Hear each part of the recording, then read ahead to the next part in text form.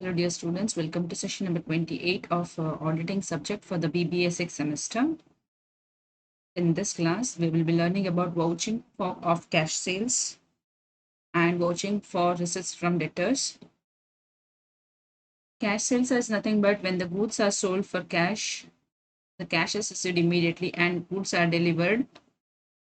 In such a situation, how do you vouch these transactions? Vouching ನ ಉದ್ದೇಶವೇ documentary ಎವಿಡೆನ್ಸಸ್ಗಳನ್ನ ಆದಂಥ transaction ಒಟ್ಟಿಗೆ verify ಮಾಡುವಂಥದ್ದು. ಕ್ಯಾಶ್ ಸೇಲ್ಸ್ ಆದಾಗ ಗೂಡ್ಸ್ ಅನ್ನು ಇಮಿಡಿಯೇಟ್ ಡೆಲಿವರ್ ಮಾಡ್ತಾರೆ, ಪೇಮೆಂಟ್ ಅನ್ನು ಇಮಿಡಿಯೇಟ್ಲಿ ಪಡ್ಕೊಳ್ತಾರೆ. ಇಂಥ ಸಿಚುವೇಶನ್ ನಲ್ಲಿ ಆ ಟ್ರಾನ್ಸಾಕ್ಷನ್ ಆಗಿದೆ ಅನ್ನೋದ್ರ ವೆರಿಫಿಕೇಶನ್ ಅನ್ನ ವೌಚಿಂಗ್ ಮುಖಾಂತರ ಹೇಗೆ ಮಾಡಬಹುದು ಅಂತ ಹೇಳಿ ನಾವು ತಿಳ್ಕೊಳ್ಳೋಣ. Auditor should examine certain initial checking he has to do, certain basic operations he has to do before he goes for the vouching. So he shall first examine what type of internal check system is in operation in the organization, how effective it has been. Organization ಅಲ್ಲಿ ಯಾವುದೇ ರೀತಿ internal check ಇದೆ ಅಥವಾ ಇಲ್ಲ ಅನ್ನೋದ್ರ ಬಗ್ಗೆ ಖಾತರಿ ಮಾಡ್ಕೊಳ್ಬೇಕು. ಇಂಟರ್ನಲ್ ಚೆಕ್ ಸಿಸ್ಟಮ್ ಒಂದು ಆಪರೇಷನ್ ಅಲ್ಲಿ ಇದ್ದ ಆಂತರಿಕ ಈ ಪ್ರತಿಬಂಧ ಅಂತ ನಾವೇನ್ ಹೇಳ್ತೇವೆ,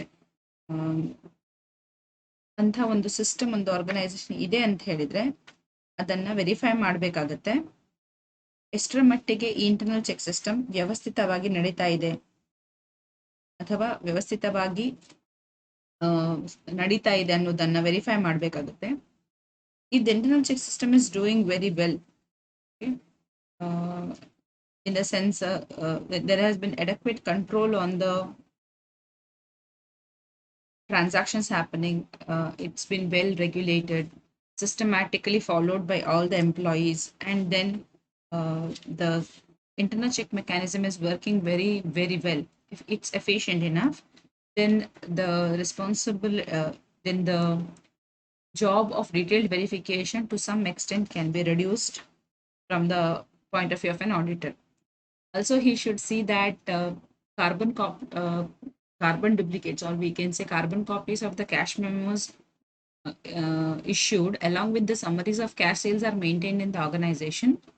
The summaries of daily sales also should be recorded in such a way that it can be verified as against the stock register.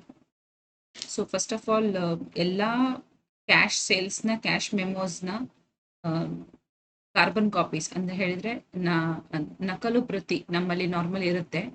Original ನಾವು ಕಸ್ಟಮರ್ಗೆ ಇಶ್ಯೂ ಮಾಡಿದ್ಮೇಲೆ ಅದರ ಕಾರ್ಬನ್ ಕಾಪಿ ನಮ್ಮ ಹತ್ರ ಇರುತ್ತೆ, ಅದು ಸರಿಯಾಗಿ ಮೇಂಟೈನ್ ಆಗ್ತಾ ಇದೆಯಾ, along with the summaries of cash sales, ಪ್ರತಿದಿನ ಆದಂತ ಸೇಲ್ಸ್ನ ಸಮ್ಮರಿ ನಾವೇನ್ ಹೇಳ್ತೇವೆ ಅದನ್ನ ಒಂದು ಲಿಸ್ಟ್ ತೆಗೆದು ಇಂದಿನ ದಿನದಲ್ಲಿ ಆದಂತಹ ಸೇಲ್ಸ್ ಲಿಸ್ಟ್ ಅನ್ನ ಮಾಡಿ ಇಟ್ಟುಕೊಂಡು ಅದನ್ನ ಮುಂದಕ್ಕೆ ಫೈಲ್ ಮಾಡಿ ಬೇಕಾದಾಗ ವೆರಿಫೈ ಮಾಡುವ ರೀತಿಯಲ್ಲಿ ಮೇಂಟೈನ್ ಮಾಡಿದಾರಾ ಇಲ್ವಾ ಅನ್ನೋದನ್ನ ಚೆಕ್ ಮಾಡಬೇಕು. Plus he should also be able to get the documents related to the daily summary of cash sales plus the stock register. ಪ್ರತಿ ದಿನದ ಸ್ಟಾಕ್ ರಿಜಿಸ್ಟರ್ ಎಂಟ್ರಿ ಸರಿಯಾಗಿ ಆಗ್ತಾ ಇದೆಯಾ, because for every cash sales removal of for every cash sale the goods will be removed from the stock department. Whether the stock department has made adequate entries on a day to day basis, ಸರಿಯಾದ ರೀತಿಯಲ್ಲಿ entry ಆಗಿದೆ ಅಂತ verify ಮಾಡಬೇಕಾಗತ್ತೆ. And he must ensure that he should advise his client that all the transactions should be entered on the same day. So ಇವತ್ತಾದ cash transactions ಅನ್ನ 3 ದಿನ ಬಿಟ್ಟು 5 ದಿನ ಬಿಟ್ಟು ಎಂಟ್ರಿ ಮಾಡುವಂತಹ ಸಿಸ್ಟಮ್ ಅನ್ನು ಇಟ್ಕೊಳ್ಬಾರ್ದು ಅನ್ನೋದನ್ನ ಕ್ಲೈಂಟಿಗೆ ಮೊದಲೇ ಹೇಳಬೇಕಾಗತ್ತೆ. In case if they are not been followed, not been following, at least now the auditor should advise them. Again, he should also ensure that the daily deposits of cash are made into the banks. Cash received, all that cash received during the day shall be deposited into the bank either on the same day, or in case if the working hours are over, it should deposit on the very next working day. So idra bagge when the cash sales ಇರುವಾಗ ಹಣದ ವಹಿವಾಟು ಜಾಸ್ತಿ ಇರುತ್ತೆ. ಈ ಹಣವನ್ನ ನಿಯಮಿತವಾಗಿ ಬ್ಯಾಂಕಿಗೆ deposit ಮಾಡುವ ಬಗ್ಗೆ ಯಾವ ಕ್ರಮವನ್ನು ತೆಗೆದುಕೊಂಡಿದ್ದಾರೆ ಅನ್ನೋದನ್ನ ವೆರಿಫೈ ಮಾಡಬೇಕಾಗುತ್ತೆ. ಅದೇ ದಿನ ಅಂದ್ರೆ ಕ್ಯಾಶ್ ಸೇಲ್ ಆದ ದಿನವೇ ಕ್ಯಾಶ್ ಅನ್ನ ಬ್ಯಾಂಕಲ್ಲಿ ಡೆಪಾಸಿಟ್ ಮಾಡ್ಬೋದು, ಅಥವಾ ವರ್ಕಿಂಗ್ ಡೇ ಅಲ್ಲದೆ ಇದ್ರೆ, ಕಾರ್ಯ ನಿರ್ವಹಿಸುವ ದಿನ ಅಲ್ಲದಿದ್ರೆ, ಕೆಲವೊಮ್ಮೆ ಕ್ಯಾಶ್ ಅವರ್ಸ್ ಮುಗ್ದಿರುತ್ತೆ, in that case the next very working ಡೇಗೆ ಆ ಕ್ಯಾಶ್ ಬ್ಯಾಂಕಲ್ಲಿ ಡೆಪಾಸಿಟ್ ಆಗಿರುವ ಹಾಗೆ ಅಕೌಂಟೆಂಟ್ಸ್ ನೋಡ್ಕೊಳ್ಬೇಕಾಗತ್ತೆ. ಇದರ ಬಗ್ಗೆ ಕೆಲವೆಲ್ಲ ವೌಚರ್ಸ್ ಅಂದರೆ cash memos, duplicate copies, summary of the cashier, summary of the salesmen's abstracts, then stock register, ಇಷ್ಟನ್ನು ನಾವು ವೆರಿಫೈ ಮಾಡ್ತೇವೆ.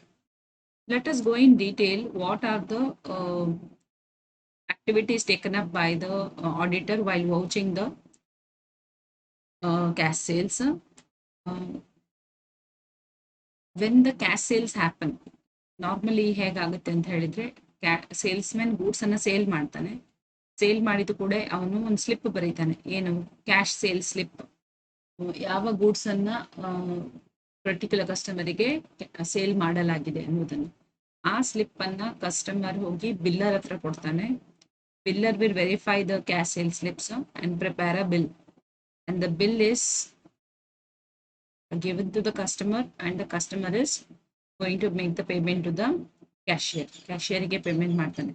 ಸೊ ಕ್ಯಾಶಿಯರ್ ಈಗ ಆ ಬಿಲ್ ಚೆಕ್ ಮಾಡಿ ಒಂದು ಕ್ಯಾಶ್ ಮೆಮೊ ಇಶ್ಯೂ ಮಾಡ್ತಾನೆ. ರಿಸಿಪ್ಟ್ ಇಶ್ಯೂ ಮಾಡ್ತಾನೆ. that this particular goods have been certain sum of amount has been received from the customer X ಅಂತ ಹೇಳಿ.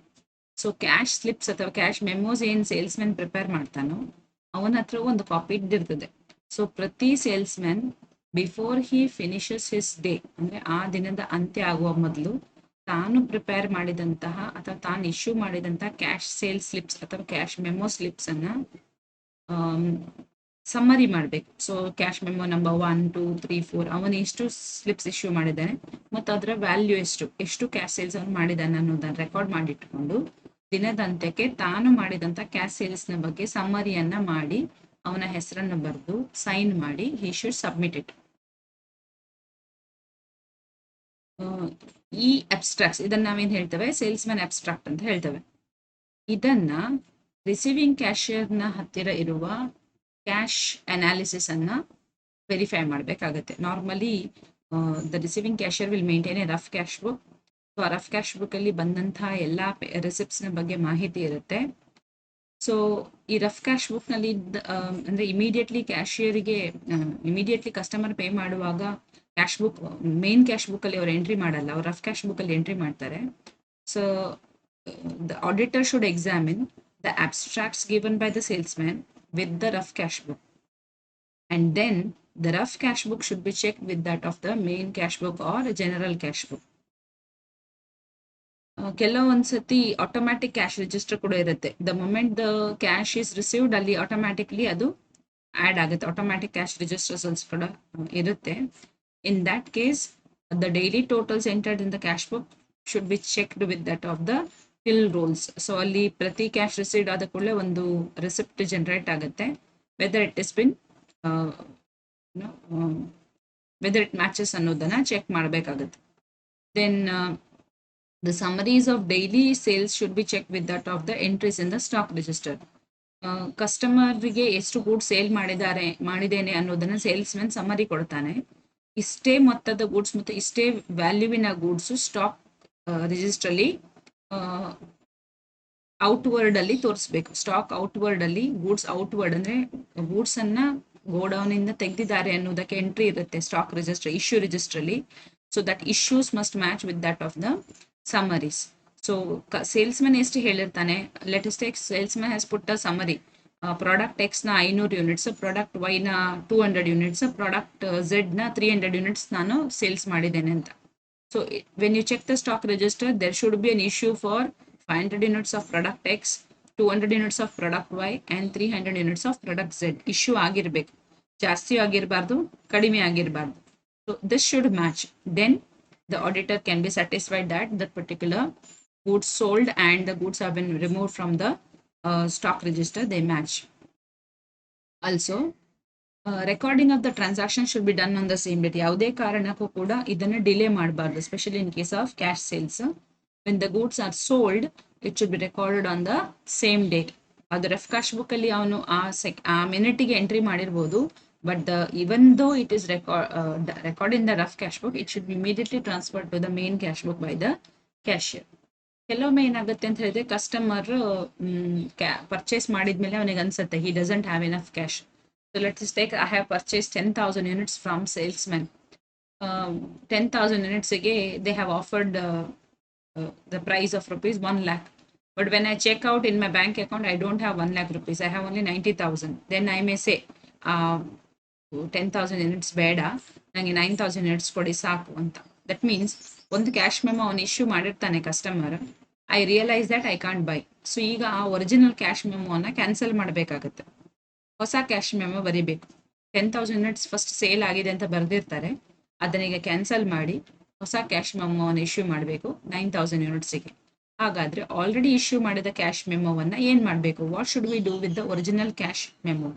Then the original cash memo which was given earlier should be cancelled and should be kept in the book. ಅದನ್ನ ಅದೇ ಬುಕ್ಗೆ staple ಮಾಡಿಯೋ miss ಆಗದ ಹಾಗೆ ಅದನ್ನು ಅಂಟಿಸಿಯೋ, ಅಥವಾ if you have not torn it yet, then it should be retained in that book only.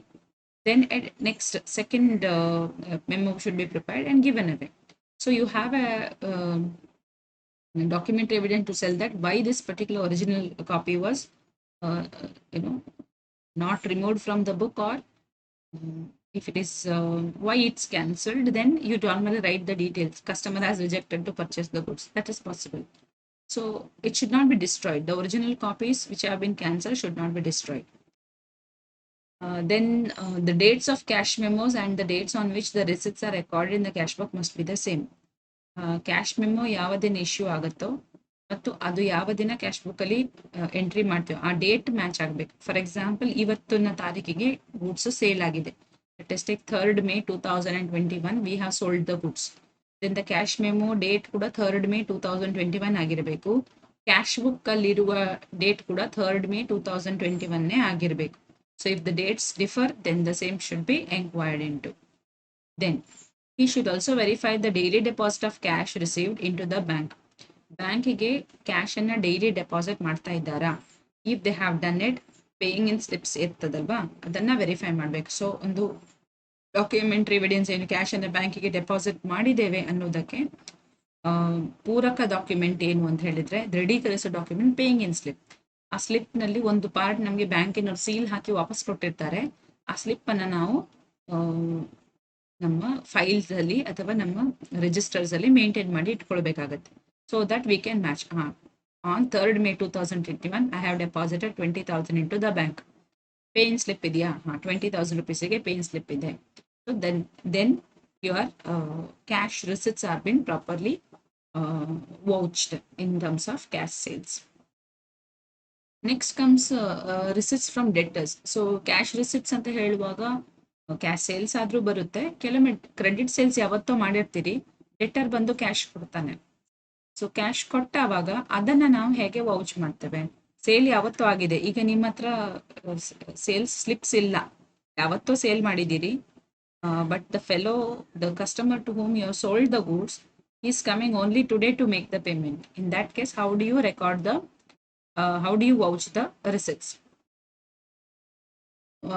ಯಾವಾಗಲೂ ಮಾಡಿದಂತಹ ಸೇಲ್ಸ್ಗೆ ಈಗ ಪೇಮೆಂಟ್ ಬರ್ತಾ ಇರುವಾಗ he should be very careful, because reference ಯಾವ್ದನ್ನು ಯೂಸ್ ಮಾಡಬೇಕು ಅಂತ ಹೇಳಿದ್ರೆ, ಒಂದು, ಅವ್ರು ಹಣ ಕೊಟ್ಟ ಕೂಡಲೇ the cashier will issue a cash receipt. Receive ಆದದಕ್ಕೆ ಕ್ಯಾಶ್ ರೆಸಿಪ್ಟ್ ಅನ್ನು ಕೊಡ್ತಾನೆ. ಹಾಗಾಗಿ the counter foil of the receipt itself becomes a documentary evidence. But you cannot fully rely on this, because frauds may be committed in terms of book debts. So hence what you should do, the auditor should vouch the cash receipt from the debtors to whom the goods have been sold on credit, and the document evidence available for vouching such receipt is the counterfoil receipt. Idallade, there are other things to be watched. He should check the ledger balances where the amount is due from the debtor as against the amount received. In case if the payment has been made in the form of check, then the passbook should be verified. Check ಅನ್ನ deposit ಮಾಡಿದ್ಮೇಲೆ passbook ಅಲ್ಲಿ entry ಇರುತ್ತೆ, ಆ check receive ಆಗಿದ್ದಕ್ಕೆ ಆ amount pass ಆಗಿದೆ ಅನ್ನೋದಕ್ಕೆ passbook ಅಲ್ಲಿ ರೆಕಾರ್ಡ್ ತೋರಿಸ್ಬೇಕು. So that has to be verified. And also the auditor should verify the amount received and entered on the. ಈಗ ಕ್ಯಾಶ್ ಕೊಟ್ಟಿದ್ದಾನೆ ಅಂತ ಹೇಳಿದ್ರೆ ಏನ್ ಮಾಡ್ಬೇಕು? ಕ್ಯಾಶ್ ಕೊಟ್ರೆ ಕ್ಯಾಶ್ ಬುಕ್ ನ ಡೆಬಿಟ್ ಸೈಡ್ ಅಲ್ಲಿ ಎಂಟ್ರಿ ಇದೆಯಾ ಅಂತ ಚೆಕ್ ಮಾಡ್ಬೇಕು ಕ್ಯಾಶ್ ರಿಸೀವ್ ಆದದಕ್ಕೆ. Then further, these particular cash should be checked whether it has been properly posted into the balance of the debtor. So the debtor's position statement will also help us here to verify whether the amount due from the debtors have been fully paid or not, or whether there has been any mismatch. ಇದನ್ನ check ಮಾಡ್ಕೋಬಹುದು. ಇಲ್ಲಿ ಏನು fraud ಆಗುವ ಸಾಧ್ಯತೆ ಇದೆ receipts ನಲ್ಲಿ ಅಂತ ಹೇಳಿದ್ರೆ, number 1, by inserting lesser amount in the counter file than what is actually received from the debtor. Deter ನಿಮಗೆ 10,000 ಕೊಡ್ಲಿಕ್ಕುಂಟು ನಿಮ್ಮ ಪ್ರಕಾರ. ಕ್ಯಾಶಿಯರ್ ಹತ್ರ ಬರ್ತಾನೆ ಡೆಟರ್, 10,000 ಕೊಡ್ತಾನೆ, ಸರ್ ನಂದು 10,000 ರೂಪಾಯಿ ಬಾಕಿ ಇದೆ ತಗೊಳ್ಳಿ ಅಂತ.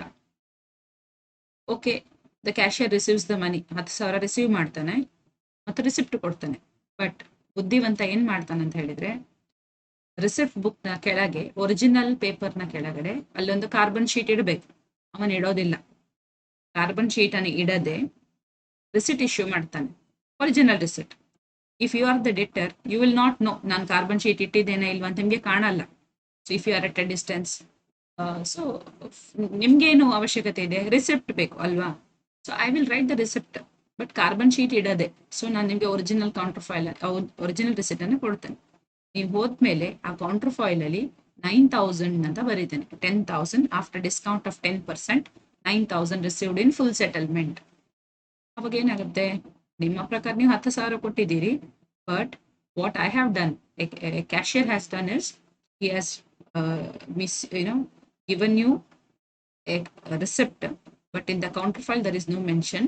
Sir, you have gone, I have made the entry in the counter file, carbon sheet na mele entry ಮಾಡ್ತೇನೆ, ಏನಂತ ಹೇಳಿ, received with the thanks from Mr. X, rupees 9,000 in full settlement of rupees 10,000 after providing him a discount of 10%. So receipt ಅಲ್ಲಿ ಬರೀತೇನೆ, ನಾನು 10% discount ಕೊಟ್ಟಿದ್ದೇನೆ, 9,000 rupees ಮಾತ್ರ receive ಆಗಿದೆ ಅಂತ. ಇಲ್ಲಿ ಆ 1,000 ಎಲ್ಲಿ ಹೋಗುತ್ತೆ, ಕ್ಯಾಶಿಯರ್ನ ಪಾಕೆಟಿಗೆ ಹೋಗ್ತದೆ.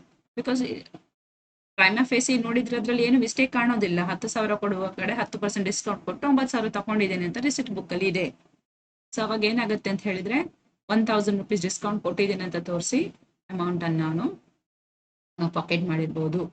ಅಥವಾ ಡಿಸ್ಕೌಂಟ್ ಅಂತಾನೆ ಬರೀಲಿಕ್ಕಿಲ್ಲ, 10,000 ಕೊಟ್ಟಿದ್ದಾನೆ, 9,000 ರಿಸೀವ್ ಆಗಿದೆ, ಅಂದ್ರೆ ಇನ್ನೂ 1,000 ಬಾಕಿ ಇದೆ ನಮ್ಮ ಪ್ರಕಾರ ಎಕ್ಸ್ ಇಂದ ಅನ್ನುವ ಹಾಗೆ ಕೂಡ ರೆಕಾರ್ಡ್ ಮಾಡಿರ್ಬೋದು. Then by issuing a receipt from the unused books, these are not properly kept in safe custody. Let us take receipt number, receipt book number. ಪ್ರತಿ ನೀವು ನೋಡಿರ್ಬೋದು, ಯಾವುದೇ ರಿಸಿಟ್ಸ್ ಬುಕ್ ಇದ್ರೆ ಆ ಬುಕ್ ನ ಮೇಲೆ ಒಂದು ಬ್ರೌನ್ ಪೇಪರ್ ಇರ್ತದೆ. ಬ್ರೌನ್ ಪೇಪರ್ ನ ಮೇಲೆ ರೆಡ್ ಇಂಕ್ ಅಲ್ಲಿಯೋ ಗ್ರೀನ್ ಇಂಕ್ ಅಲ್ಲಿಯೋ ನಂಬರ್ಸ್ ಬರ್ತದೆ. ಬುಕ್ ನಂಬರ್ 1, ಬುಕ್ ನಂಬರ್ 101, 121, 131, ಹೀಗೆ ಬುಕ್ ನಂಬರ್ ಇರ್ತದೆ. ನಾವು ಒಂದು ರಿಸಿಪ್ಟ್ ಬುಕ್ ಅನ್ನ ಒಂದ್ಸತಿ ಯೂಸ್ ಮಾಡ್ಲಿಕ್ಕೆ ಸ್ಟಾರ್ಟ್ ಮಾಡಿದ್ರೆ, ಆ ರೆಸಿಪ್ಟ್ ಬುಕ್ ಖಾಲಿ ಆಗುವವರೆಗೆ ನಾವು ಬೇರೆ ರೆಸಿಪ್ಟ್ ಬುಕ್ ಅನ್ನು ಯೂಸ್ ಮಾಡೋದಿಲ್ಲ. ಸೊ ಇವತ್ತು ನಾನು receipt book number 156 book number use ಮಾಡ್ತಾ ಇದ್ದೇನೆ ಅಂತ ಹೇಳಿದ್ರೆ, ನಾನು ಇವತ್ತಿನ ದಿನಕ್ಕೆ ಎಲ್ಲಾ ರೆಸಿಪ್ಟ್ಸ್ ಅನ್ನ ನಾನು 156 ಅಲ್ಲೇ ಇಶ್ಯೂ ಮಾಡಬೇಕು. ಬಟ್ ಕೆಲವು ಅತಿ ಬುದ್ಧಿವಂತ ಕ್ಯಾಶರ್ಸ್ ಏನ್ ಮಾಡ್ತಾರೆ ಅಂತ ಹೇಳಿದ್ರೆ, ಅವರು ಎಕ್ಸ್ಟ್ರಾ ರೆಸಿಪ್ಟ್ ಬುಕ್ಸ್ ಅನ್ನ, ಅನ್ಯೂಸ್ ಬುಕ್ಸ್ ಬೇರೆ ಬೇರೆ ಕಡೆ ಅದು ಸರಿಯಾದ ಪ್ಲೇಸ್ ನಲ್ಲಿ ಕಸ್ಟಡಿಯಲ್ಲಿ ಇಲ್ಲದ್ರೆ, ಯಾರಿಗಾದ್ರೂ ಆಕ್ಸೆಸ್ ಉಂಟು ಅಂತ ಹೇಳಿದ್ರೆ, ಯಾರ ಕೈಗಾದ್ರೂ ಸುಲಭದಲ್ಲಿ ಸಿಗುವಂತಹ ಪ್ಲೇಸ್ ನಲ್ಲಿ ರಿಸಿಪ್ಟ್ ಬುಕ್ ಇಟ್ಕೊಂಡಿದ್ದಾರೆ ಅಂತ ಹೇಳಿದ್ರೆ, ಅವ್ರೇನ್ ಮಾಡ್ಬೋದು, ಯಾವುದೋ ಸೀರಿಯಲ್ ನಂಬರ್ 301, 302 ಆ ಸೀರಿಯಲ್ ನಂಬರ್ನ ಪುಸ್ತಕವನ್ನೇ ತೆಗೆದು, ನಾವೀಗ ಯೂಸ್ ಮಾಡ್ತಾ ಇರೋ ಸೀರಿಯಲ್ ನಂಬರ್ ಪುಸ್ತಕ 156 ಆದ್ರೆ, ಅವ್ರು ಯಾವುದೋ 300, 400ನೇ ಬುಕ್ ಅನ್ನು ತೆಗೆದು ಅದರಿಂದ ರಿಸಿಪ್ಟ್ ಇಶ್ಯೂ ಮಾಡ್ತಾನೆ. ಕಸ್ಟಮರಿಗೆ ಗೊತ್ತಾಗಲ್ಲ, ಯಾಕೆ, ರೆಸಿಪ್ಟಿಗೆ ರೆಸಿಪ್ಟ್ ಸಿಕ್ಕಿದೆ, ಬಟ್ ಮುಂದಕ್ಕೆ ಅದನ್ನ ಅವನು ರಫ್ ಕ್ಯಾಶ್ ಬುಕ್ ಅಲ್ಲೂ ಎಂಟ್ರಿ ಮಾಡಲ್ಲ, ಸಾರಿ ಕ್ಯಾಶ್ ಬುಕ್ ಅಲ್ಲಿ ಎಂಟ್ರಿ ಮಾಡಲ್ಲ, ರಿಸಿಟ್ ನಂಬರ್ ಅನ್ನು ನೋಟ್ ಮಾಡಲ್ಲ. ಇನ್ that case what will happen, the entire amount will go missing. ಯಾಕಂತ ಹೇಳಿದ್ರೆ ಆಡಿಟರ್ ನೋಡ್ತಾನೆ, ಈ ಪರ್ಟಿಕ್ಯುಲರ್ ಫೈನಾನ್ಷಿಯಲ್ ಇಯರ್ ಅಲ್ಲಿ ರಿಸಿಟ್ ಬುಕ್ ನಂಬರ್ 151 ಇಂದ 172 ಯೂಸ್ ಆಗಿದೆ, ಅಷ್ಟು ಮಾತ್ರ ಅವನು ನೋಡುವ ಸಾಧ್ಯತೆ ಇರ್ತದೆ. ಅನ್ಯೂಸ್ಡ್ ಬುಕ್ಸ್ ಕೆಲವೊಂದು ಕಬಾಟ್ನಲ್ಲಿ ಬಿದ್ದುಕೊಂಡಿರ್ತವೆ, ಅಲ್ಲಿಂದ ಅವನು ಅನ್ಯೂಸ್ಡ್ ಬುಕ್ ಇಂದ ರಿಸಿಪ್ಟ್ ಇಶ್ಯೂ ಮಾಡಿರುವ ಸಾಧ್ಯತೆ ಇರಬಹುದು. ಸೊ ಹಾಗಾಗಿ ರಿಸಿಟ್ ಬುಕ್ ಅನ್ನ ಕೇರ್ಫುಲ್ ಆಗಿ ಇಟ್ಟಿದ್ದಾರಾ ಅಂತ ಚೆಕ್ ಮಾಡಬೇಕು ಅಂತ ಹೇಳುವಂಥದ್ದು. ಇನ್ನೊಂದಿದೆ process of teeming and lapping ಅಂತ ಹೇಳ್ತಾರೆ. I will discuss about it later. Then discount allowed. ಈ ಡಿಸ್ಕೌಂಟ್ ಅನ್ನ ಅಲೌ ಮಾಡುವಂತಹ ಜವಾಬ್ದಾರಿಯನ್ನ ಕ್ಯಾಶಿಯರಿಗೆ ಕೊಟ್ಟು ಬಿಟ್ರೆ, ಅವನು ಬೇಕಾಬಿಟ್ಟಿ ಡಿಸ್ಕೌಂಟ್ ಪ್ರೊವಿಷನ್ ಅನ್ನು ಯೂಸ್ ಮಾಡುವ ಸಾಧ್ಯತೆ ಇರ್ತದೆ. ಹಾಗಾಗಿ ಡಿಸ್ಕೌಂಟ್ ಅಲೋ ಮಾಡುವಂಥದ್ದಕ್ಕೆ ಒಂದು ರೂಲ್ಸ್ ಅಂಡ್ ರೆಗ್ಯುಲೇಷನ್ಸ್ ಪ್ರಿಸ್ಕ್ರೈಬ್ ಮಾಡಿದರೆ ಅದು ಸೇಫ್ ಮಾಡ್ಬೋದು, ಸೇಫ್ ಗಾರ್ಡ್ ಮಾಡ್ಬೋದು. So normally we use the counter files of the receipt books, then correspondence from the debtors relating to the account statements etc. can be verified. So how to control these frauds? How to ensure that there are no frauds? Can the auditor do something? First of all, a good internal check system can prevent all these from happening. So receipts and books receipt books anna issue ಮಾಡಿದ ಮೇಲೆ ಯಾರಿಗೆ ಯಾವ ನಂಬರ್ನ receipt book issue ಮಾಡಿದ್ದೇವೆ ಅನ್ನೋದನ್ನ clear ಆಗಿ ಅವನು main accountant normally control ಇಟ್ಕೊಳ್ಬೇಕಾಗತ್ತೆ. ಮತ್ತು ಅನ್ಯೂಸ್ಡ್ ರಿಸಿಟ್ ಬುಕ್ಸ್ ಯಾವುದೇ ಕಾರಣಕ್ಕೂ ಕೂಡ ಅನ್ಸೇಫ್ ಆಗಿ ಅಥವಾ ನೆಗ್ಲಿಜೆಂಟ್ ಆಗಿ ಇಟ್ಕೊಳ್ಬಾರ್ದು. ಅದನ್ನ ಸೇಫ್ ಕಸ್ಟಡಿಯಲ್ಲಿ ಲಾಕ್ ಅಂಡ್ ಕೀಯಲ್ಲಿ ಇಡಬೇಕು. So that we can prevent the misuse of these unused books. And discount allowing procedure ಅನ್ನು ಫಿಕ್ಸ್ ಮಾಡಬೇಕಾಗತ್ತೆ. It shouldn't be a particular mechanism for discount allowance should be drafted and followed deliberately by the cashier. ಇದನ್ನ internal check mechanism ಮುಖಾಂತರ control ಮಾಡ್ಬೋದು. In case of inserting lesser amount in the counter file, ಅದಕ್ಕೆ ನಾವು customer statements ಅನ್ನ ಪಡ್ಕೊಂಡು verification ಮಾಡಿಸ್ಕೊಂಡ್ರೆ it will be more easier. So the auditor should ensure that there is a proper internal check system with regard to debtors. Check always the total cash received from the debtors. Granting of discount ಮತ್ತು general rate of discount ನ ಬಗ್ಗೆನ mechanism ಅನ್ನ ಅವನು ಅರ್ಥ ಮಾಡಿಕೊಂಡು enquiry ಮಾಡಬೇಕು. Who grants the discount, what is the general rate of discount, what about special discounts etcetera. Then bad debts ಅನ್ನ write off ಮಾಡುವ ಮೆಕ್ಯಾನಿಸಮ್ ಅನ್ನು ಕೂಡ ಒಬ್ಬ ರೆಸ್ಪಾನ್ಸಿಬಲ್ ಅಫಿಷಿಯಲ್ ಹ್ಯಾಂಡಲ್ ಮಾಡ್ತಿದ್ದಾರಾ ಇಲ್ಲ ಅದನ್ನು ಕೂಡ ಕ್ಯಾಶಿಯರ್ನ ಜವಾಬ್ದಾರಿಗೆ ವಹಿಸಿದ್ದಾರಾ ಅನ್ನೋದನ್ನ ಚೆಕ್ ಮಾಡಬೇಕು. Then he should also be alert about the possibility of teeming and lading. So teeming and lading technique is a method of fraud. We will learn about it now. What is teeming and lading? ಟೀಮಿಂಗ್ and ಲೇಡಿಂಗ್ ಅಂದರೆ ಏನು ಅನ್ನುವ ಬಗ್ಗೆ ಸ್ವಲ್ಪ ನಾವು detail ಆಗಿ ಕಲಿಯೋಣ. Teaming and lading technique is considered as a common method of committing fraud with respect to receipt of cash from debtors. So debtors ಇಂದ ಬರಬೇಕಾದಂತಹ ಕ್ಯಾಶ್ ಅನ್ನು ಫ್ರಾಡ್ಯುಲೆಂಟ್ಲಿ ಪಾಕೆಟ್ ಮಾಡುವಂತಹ ಒಂದು ವಿಧಾನಕ್ಕೆ ಟೀಮಿಂಗ್ ಅಂಡ್ ಲೇಡಿಂಗ್ ಟೆಕ್ನಿಕ್ಸ್ ಅಂತ ಹೇಳ್ತೇವೆ. How does this teeming and lading technique work?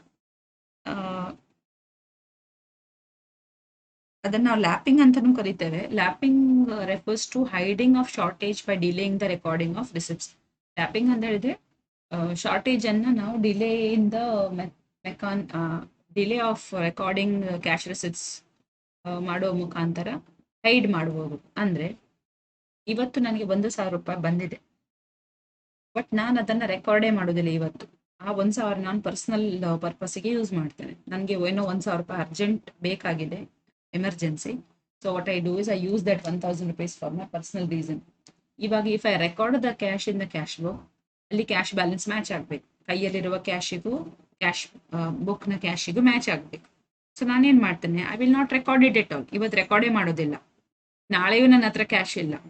So let us take ಇನ್ನು next Monday ತನಕ ನಂದು ಕ್ಯಾಶ್ ಅಡ್ಜಸ್ಟ್ಮೆಂಟ್ ಆಗ್ತದೆ, ನನಗೆ ನನ್ನ 1,000 ರೂಪಾಯಿ ಅಪ್ಪ ಸಿಗುತ್ತೆ. ಸೊ ಇವತ್ತಿನ ಟ್ರಾನ್ಸಾಕ್ಷನ್ ನಾನು ಸೋಮವಾರಕ್ಕೆ ರೆಕಾರ್ಡ್ ಮಾಡ್ತೇನೆ. ಸೊ 4-5 ದಿನ ನಾನು ಏನ್ ಮಾಡಿದ್ದೇನೆ ಅಂತ ಹೇಳಿದ್ರೆ, ಆರ್ಗನೈಸೇಷನ್ ಹಣವನ್ನ ನನ್ನ ಪರ್ಪಸ್ಗೆ ಯೂಸ್ ಮಾಡಿದ್ದೇನೆ. ಇಲ್ಲಿ ಶಾರ್ಟೇಜ್ ಉಂಟು ಕ್ಯಾಶ್ ಅದ್ದು, ಕ್ಯಾಶ್ ನಿಜವಾಗ್ಲೂ ಬಂದಿದೆ, ಎಂಟ್ರಿ ಮಾಡಿದ್ರೆ ಶಾರ್ಟೇಜ್ ಗೊತ್ತಾಗತ್ತೆ ಅನ್ನುವ ಕಾರಣಕ್ಕೆ ನಾನು ಎಂಟ್ರಿಯೇ ಮಾಡದೆ ಎಂಟ್ರಿಯನ್ನ ಡಿಲೇ ಮಾಡ್ತೇನೆ. ಇವತ್ತಾದ ಟ್ರಾನ್ಸಾಕ್ಷನ್ ವೆಡ್ನೆಸ್ಡೇ ಥರ್ಸ್ಡೇ ಆದ ಟ್ರಾನ್ಸಾಕ್ಷನ್ ಅನ್ನ ಮಂಡೇ ಟ್ಯೂಸ್ಡೇ ರೆಕಾರ್ಡ್ ಮಾಡಿ ಅಲ್ಲಿಗೆ ನನ್ನ ಆ 5 ದಿನದ ಮಟ್ಟಿಗೆ ಶಾರ್ಟೇಜ್ ಅನ್ನ ಹೈಡ್ ಮಾಡ್ತೇನೆ. ಇನ್ನೊಂದು ವಿಧಾನ ಟೀಮಿಂಗ್ ಅಂಡ್ ಲೇಡಿಂಗ್ ಅದ್ದು ಅಂತ ಹೇಳಿದ್ರೆ, we will learn about it. In this method, when cash is received, let us take from mister X ನಿಂದ ಕ್ಯಾಶ್ ರಿಸೀವ್ ಆಗುತ್ತೆ. ಕ್ಯಾಶ್ ರಿಸೀವ್ ಆದಾಗ no entry is made in the cash book by the cashier. Cashier ಏನು entry ಮಾಡೋದಿಲ್ಲ. And that money received from cashier is misused, ಅಥವಾ cashier ಅವನ personal ರಿಕ್ವೈರ್ಮೆಂಟಿಗೆ use ಮಾಡ್ತಾನೆ. Subsequently after 1 or 2 days mister Y ಬರ್ತಾನೆ. Mister Y ಕೂಡ remittance ಮಾಡ್ತಾನೆ, ಅಂದ್ರೆ ಒಂದು ಸ್ವಲ್ಪ ಅಮೌಂಟ್ ಅನ್ನ ಕೊಡ್ತಾನೆ. ಈಗ ಕ್ಯಾಶಿಯರ್ ಏನ್ ಮಾಡ್ತಾನೆ ಅಂತ ಹೇಳಿದ್ರೆ, ಆಗ ಏನ್ ಎಂಟ್ರಿ ಕೊಡ್ಬೇಕಿತ್ತು, ಎಕ್ಸ್ ಇಂದ ಹಣ ಬಂದವಾಗ cash account debtor to X's account ಅಂತ ಎಂಟ್ರಿ ಕೊಡ್ಬೇಕಿತ್ತು. ಬಟ್ ಕ್ಯಾಶಿಯರ್ ಆ ಎಂಟ್ರಿಯನ್ನ ಕೊಟ್ಟಿಲ್ಲ, ಹಣವನ್ನ ಯೂಸ್ ಮಾಡಿದ್ದಾನೆ. ಈಗ ವೈ ಬರ್ತಾನೆ, ಹಣ ಕೊಡ್ತಾನೆ. ಈಗ ಏನ್ ಎಂಟ್ರಿ ಕೊಡಬೇಕು, cash account debtor to Y account. But cashier ಏನ್ ಮಾಡ್ತಾನೆ ಅಂತ ಹೇಳಿದ್ರೆ, ವೈ ಅಕೌಂಟ್ಗೆ ಎಂಟ್ರಿ ಕೊಡೋದಿಲ್ಲ, ಬದಲಿಗೆ cash account debtor to X account ಅಂತ ಹೇಳಿ ವೈ ಹಣ ಕೊಟ್ಟ ದಿನ ಬರೀತಾನೆ. ಅಲ್ಲಿಗೆ ಎಕ್ಸ್ ನ ಅಕೌಂಟ್ ಸರಿ ಆಯ್ತಾ, ವೈ ನ ಅಕೌಂಟ್ ಇಸ್ ಪೆಂಡಿಂಗ್. ನಾವು after some time some more money is received from Z ಇಂದ ಹಣ ಬರುತ್ತೆ. ಸೊ ಆ ದಿನ cash account debtor to Z account entry ಕೊಡೋ ಬದಲಿಗೆ ವೈ ಅದ್ದು ಬಾಕಿ ಇರುವ ಎಂಟ್ರಿಯನ್ನ ಅವನು ಆಗ ಕೊಡ್ತಾನೆ, cash account debtor to Y account ಅಂತ ಹೇಳಿ. ಇದು ಕಂಟಿನ್ಯೂ ಆಗ್ತಾ ಇರ್ತದೆ. So at the end of the month ಅವನು ಅಡ್ಜಸ್ಟ್ಮೆಂಟ್ ಮಾಡ್ತಾನೆ. ಯಾಕಂತ ಹೇಳಿದ್ರೆ ನಾರ್ಮಲಿ ಮಂತ್ ಎಂಡಿಗಲ್ವಾ ಎಲ್ಲ ವೆರಿಫಿಕೇಶನ್ ಎಲ್ಲ ಆಗೋದು. ಸೊ ತಿಂಗಳಂತ್ಯ ಆಗೋದ್ರೊಳಗೆ ಇವನು ಹಣದ ಅಡ್ಜಸ್ಟ್ಮೆಂಟ್, ಆರ್ಗನೈಸೇಷನ್ ಹಣವನ್ನು ಏನು ಯೂಸ್ ಮಾಡಿದ್ದಾನೆ ಪರ್ಸನಲ್ ಯೂಸಿಗೆ ಅದನ್ನು ವಾಪಸ್ ತಂದು ಬಿಸ್ನೆಸ್ ಅಕೌಂಟಿಗೆ ಹಾಕ್ತಾನೆ. ಆವಾಗ ಝೆಡ್ ನ ಅಕೌಂಟಿಗೆ ಎಂಟ್ರಿ ಕೊಡ್ತಾನೆ. ಅಲ್ಲಿ ನೋಡಿದ್ರೆ there is no question of mismatch, ಹಣವನ್ನು ಮಿಸ್ಯೂಸ್ ಆಗಿದೆ ಬಟ್ ಹಣ ಟ್ಯಾಲಿ ಆಗ್ತದೆ. So this is one way. Sometimes it is possible that Z ನ ಹಣ ಬಾಕಿ ಇದೆ at the end of the month ಆದ್ರೂ ಕೂಡ ಯಾರ ಅಕೌಂಟಿಗೆ ಹೋಗ್ಬೇಕಿತ್ತು ಆ ಪರ್ಟಿಕ್ಯುಲರ್ ಅಮೌಂಟ್, ಅಲ್ಲಿ ಅವನ್ ಏನೋ ಡಿಲೇ ಆಗಿದೆ ಅನ್ನೋ ಹಾಗೆಯೋ ಏನಾದ್ರೂ ಮಾಡಿ, ಅಂದ್ರೆ ಡೀಟೇಲ್ ವೆರಿಫಿಕೇಶನ್ ಮಾಡದೇ ಇರುವ ಪಕ್ಷದಲ್ಲಿ ಆ ಹಣವನ್ನು ಇನ್ನಷ್ಟು ಡಿಲೇ ಮಾಡಿ ಅವನ ಅಕೌಂಟಿಗೆ ಹಾಕುವ ಸಾಧ್ಯತೆ ಇದೆ. Now, this is a case where the money which belongs to the business is used by the cashier without the permission of the management, and credit to the debtor has not been given. Concerned debtor ಗೆ credit ಕೊಟ್ಲೇ ಇಲ್ಲ. So ಇದೊಂದು ಸಾಧ್ಯತೆ ಇದೆ. ಇದನ್ನ ನಾವು teaming and lading technique ಅಂತ ಹೇಳ್ತೇವೆ. Teeming and lading refers to postponing of the entries to be made in the cash book. So whenever the cash is received from a customer, it is not recorded, and the amount which is received from another customer at some other later time is recorded in the first customer. So ಈ ರೀತಿ roll over ಮಾಡ್ತಾ ಮಾಡ್ತಾ ಕೊನೆಗೆ month end ಆಗುವಾಗ cashier ಅವನ ಕೈಯಲ್ಲಿ ಹಣ ಬಂದ ಕೂಡಲೇ ಅದನ್ನ ಆ ಡೆಟರ್ನ ಅಕೌಂಟಿಗೆ ಕ್ರೆಡಿಟ್ ಕೊಟ್ಟು, ಯಾರ ಅಕೌಂಟಿಗೆ ಕ್ರೆಡಿಟ್ ಕೊಡ್ಲಿಕ್ಕೆ ಬಾಕಿ ಇದೆಯೋ ಅವನಿಗೆ ಕ್ರೆಡಿಟ್ ಕೊಟ್ಟು ಕೈ ತೊಳ್ಕೊಳ್ತಾನೆ. ಸೊ ಇಲ್ಲಿ ಹಾಗಾದ್ರೆ ಫ್ರಾಡ್ ಇದೆಯಾ ಅಂತ ಪ್ರಶ್ನೆ ಬರ್ತದೆ. Do you think there is a fraud here? ನಾನು ಹೇಳ್ತಾ ಇದ್ದೇನೆ ಫ್ರಾಡ್ ಅಂತ. Are you thinking that there is a fraud? Yes, of course there is a fraud, because the cashier is using the money which never belonged to him. ನಾವು ಯಾವ ಹಣವನ್ನು use ಮಾಡ್ಬೋದು, ನಮ್ಮ ಹಣವನ್ನ ನಾವು ಯೂಸ್ ಮಾಡಿದ್ರೆ ಏನು ಪ್ರಾಬ್ಲಮ್ ಇಲ್ಲ. ಬಟ್ ನಾನು ಇಲ್ಲಿ ಹೇಳುವಂಥದ್ದು, ಕ್ಯಾಶಿಯರ್ ಆರ್ಗನೈಸೇಷನ್ ನ ಬಿಸ್ನೆಸ್ ಕನ್ಸರ್ನ್ ನ ಹಣವನ್ನ ಸ್ವಂತ ಬಳಕೆಗೆ ಯೂಸ್ ಮಾಡಿದ್ದಾನೆ, ಸ್ವಂತ ಖರ್ಚಿಗೆ ಯೂಸ್ ಮಾಡಿದ್ದಾನೆ, ಅದು ಕೂಡ ಪರ್ಮಿಷನ್ ಇಲ್ಲದೆ. ಹಾಗಾಗಿ ಅದು fraud. Okay, so hence this is a fraud. How to put a check on it? ಇದನ್ನು ಹೇಗೆ ಚೆಕ್ ಮಾಡ್ಬೋದು, ಹೇಗೆ ಕಂಟ್ರೋಲ್ ಮಾಡ್ಬೋದು? ಬಿಕಾಸ್ ಅವನು ಹಣ ರಿಪ್ಲೇಸ್ ಮಾಡ್ತಾನೆ, ಅವನು ತಪ್ಪಿತಸ್ಥ ಅಂತ ಹೇಗೆ ಪ್ರೂವ್ ಮಾಡ್ಬೋದು ಅಂತ ಹೇಳಿ ಪ್ರಶ್ನೆ ಬರ್ತದೆ. After evaluating the internal check system in the organization, the auditor should watch the cash received from the debtors on the following grounds. Number 1, auditor should verify the amounts received from the debtors from the carbon copies of the receipts issued to the debtors, and all receipts should be serially numbered. So receipt book ನಲ್ಲಿ receipt number ಮತ್ತು ಅದರ amount ಅನ್ನು check ಮಾಡ್ತಾ ಹೋಗ್ಬೇಕು. ಮತ್ತು cash ಅನ್ನ ಯಾವಾಗ deposit ಮಾಡಿದ್ದಾರೆ, ಚೆಕ್ ಅನ್ನು ಯಾವಾಗ ಡೆಪಾಸಿಟ್ ಮಾಡಿದ್ದಾರೆ ಅನ್ನೋದನ್ನ ವೆರಿಫೈ ಮಾಡಬೇಕು.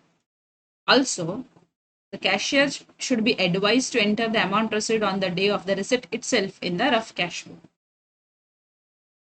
We can also, auditors can also compare the entries which are in the main cash book with the rough cash book entries. Rough cash book ಅಲ್ಲಿ ಅವನು ಯಾವಾಗ ಎಂಟ್ರಿ, ನಾರ್ಮಲಿ ಹಣ ಬಂದ ಕೂಡಲೇ ಅವನಿಗೆ ಮಿಸ್ಅಪ್ರೋಪ್ರಿಯೇಷನ್ ಮಾಡ್ಬೇಕಂತ ಮನಸ್ಸು ಬಂದ್ರೂ ಕೂಡ ಲೆಕ್ಕಾಚಾರಕ್ಕೆ ಅವನು he has to be perfect, because he knows he doesn't want to get caught. So rough cash book ಅಲ್ಲಿ ಅವನು ಎಂಟ್ರಿ ಮಾಡಿರೋ ಸಾಧ್ಯತೆ ಇರ್ತದೆ, ಬಟ್ ಅದೇ ದಿನ ಮೇನ್ ಕ್ಯಾಶ್ ಬುಕ್ ಅಲ್ಲಿ ಎಂಟ್ರಿ ಮಾಡದೇ ಇರುವ ಸಾಧ್ಯತೆ ಇರ್ತದೆ. ಸೊ ಇವತ್ತು ಮಿಸ್ಟೇಕ್ಸ್ ಇಂದ ಬಂದ ಹಣವನ್ನ ನಾನು 3 ದಿನ ಬಿಟ್ಟು ರೆಕಾರ್ಡ್ ಮಾಡಿದ್ದೇನೆ ಅಂತ ಹೇಳಿದ್ರೆ, this is A point to be noted. So this will call for suspicion. Okay, so hence rough cash book entries and the main cash book entry should be matched. Then he should inquire about the rate of discount allowed. ಯಾವ ರೀತಿಯ discount ಅನ್ನು hello ಮಾಡ್ತಾ ಇದ್ದಾರೆ, ಯಾರು ಮಾಡ್ತಾ ಇದ್ದಾರೆ, ಅದನ್ನು decide ಮಾಡುವವರು ಯಾರು, ಕ್ಯಾಶಿಯರಿಗೆ ಲಿಬರ್ಟಿ ಕೊಟ್ಬಿಟ್ಟಿದ್ದಾರಾ, ಇದನ್ನ ವೆರಿಫೈ ಮಾಡಿ ನೋಡ್ಬೇಕಾಗತ್ತೆ. Then he should also check with the debtor schedule to establish the legitimacy or validity of a particular transaction. So deter schedule ಅಂತ ಇರ್ತದೆ.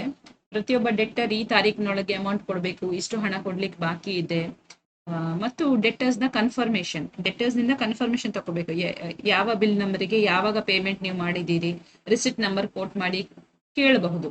So weather it matches with that of your documents ಅಂತ ಹೇಳಿ request ಮಾಡಿ ಅವರ ಹತ್ರ confirmation ತಗೊಂಡ್ರೆ ಕೂಡ ನಮಗೆ ಆ ಟ್ರಾನ್ಸಾಕ್ಷನ್ ನ ವ್ಯಾಲಿಡಿಟಿಯ ಬಗ್ಗೆ ಮತ್ತು ಆ ಟ್ರಾನ್ಸಾಕ್ಷನ್ ಎಷ್ಟರ ಮಟ್ಟಿಗೆ ಸಾಚಾ ಅನ್ನೋದ್ರ ಬಗ್ಗೆ ನಮಗೆ ರೆಕಾರ್ಡ್ ಕೀಪಿಂಗ್ ಎಷ್ಟು ಮಟ್ಟಿಗೆ ಕರೆಕ್ಟ್ ಆಗಿ ಆಗಿದೆ ಅನ್ನೋದ್ರ ಬಗ್ಗೆ ಕನ್ಫರ್ಮೇಶನ್ ತಗೊಳ್ಳಿಕ್ಕೆ ಆಗುತ್ತೆ.